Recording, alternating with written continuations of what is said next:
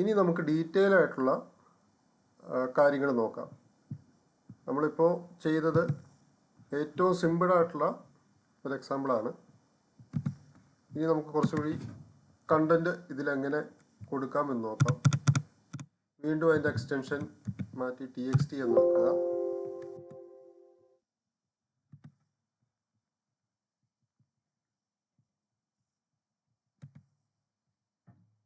ഇപ്പോൾ നിങ്ങൾ കണ്ടത് ഒരു ടാഗ് മാത്രമാണ്.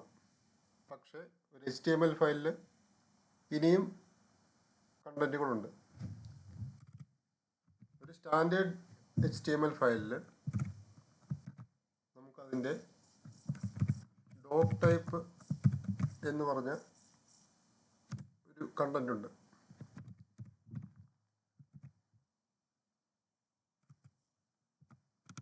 അതിനുശേഷം HTML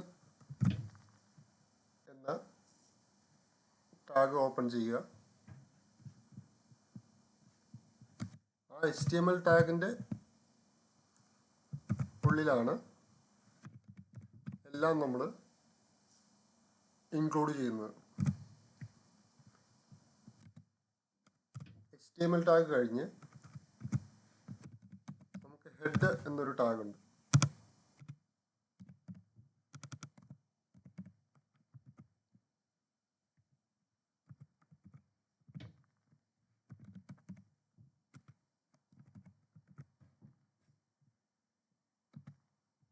ഒരു ടാഗ് നമ്മൾ ഓപ്പൺ ചെയ്തു, അത് ക്ലോസ് ചെയ്യാൻ വേണ്ടിയാണ്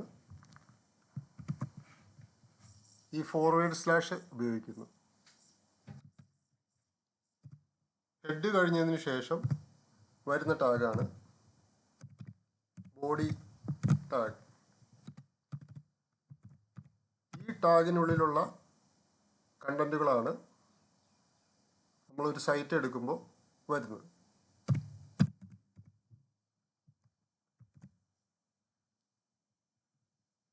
ഇനി ഞാൻ ഒരു പാരഗ്രാഫ് ഇതിൽ ചേർക്കുകയാണ്.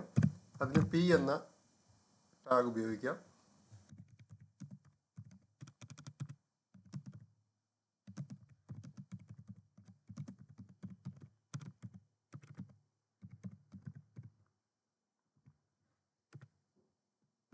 അതിനുശേഷം ആ ടാഗ് ക്ലോസ് ചെയ്യുക. ഇനി സേവ് ചെയ്യുക.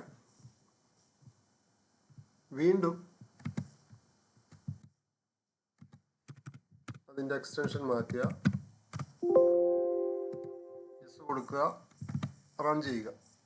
ഇപ്പോൾ നിങ്ങൾക്ക് കാണാൻ പറ്റും, നമ്മൾ ഹലോ എന്ന ടെക്സ്റ്റ് കഴിഞ്ഞതിന് ശേഷം this is my first paragraph എന്നൊരു ടെക്സ്റ്റ് കൂടി കാണാം. അതായത് നമ്മൾ p എന്ന ടാഗിൻ്റെ ഉള്ളിൽ കൊടുത്തിരിക്കുന്ന ടെക്സ്റ്റാണ് വന്നത്. അപ്പോൾ ബോഡി എന്ന ടാഗിനുള്ളിൽ നമ്മൾ എന്തു കൊടുക്കുന്നോ അതായിരിക്കും സ്ക്രീനിൽ വരുന്നത്.